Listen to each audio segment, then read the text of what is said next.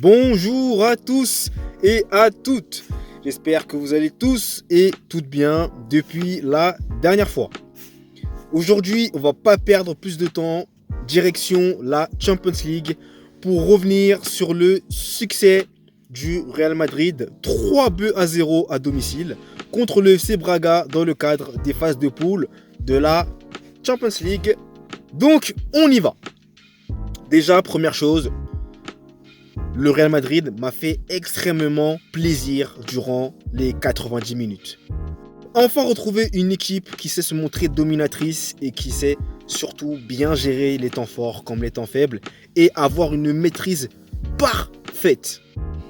Mais néanmoins, il y a quand même eu un petit couac dès le début du match qui ne m'a pas plu du tout.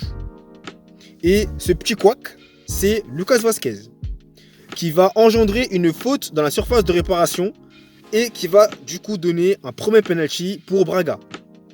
Et là les amis, faut qu'on dise merci à Lunin. Lunin qui n'était pas censé jouer, mais qui a remplacé Kepa blessé.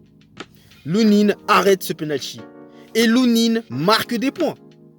Moi clairement sur ce match-là, Lunin, j'ai envie de le revoir sur les prochains matchs. Je vous le dis. Ah, il marque des points.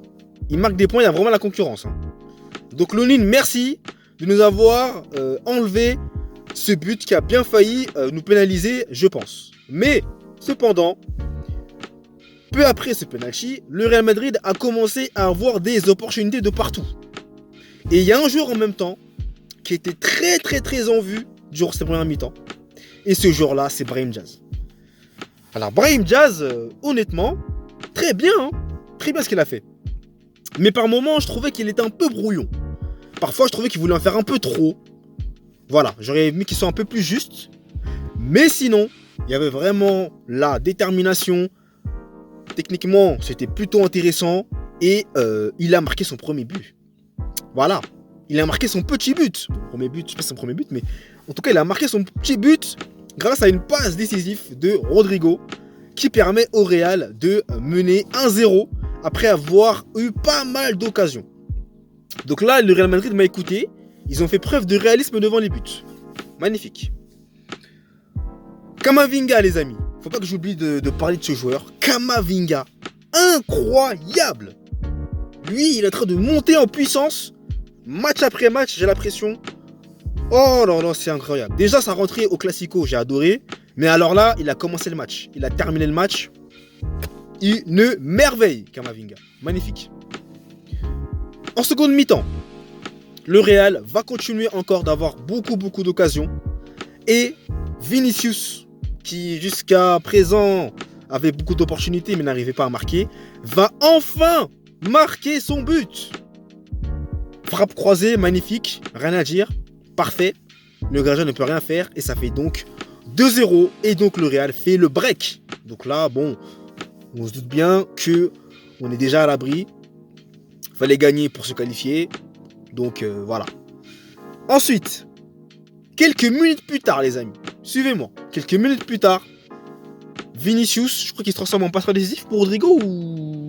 Il me semble que oui, Vinicius.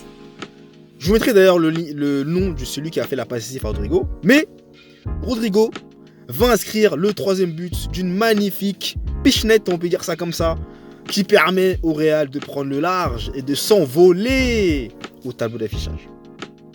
Donc là, ça fait extrêmement plaisir. Ça fait vraiment plaisir. On a senti un Real qui était mieux dans ses baskets, comme je le disais juste avant. Dominateur, qui savait contrôler les temps forts comme les temps faibles.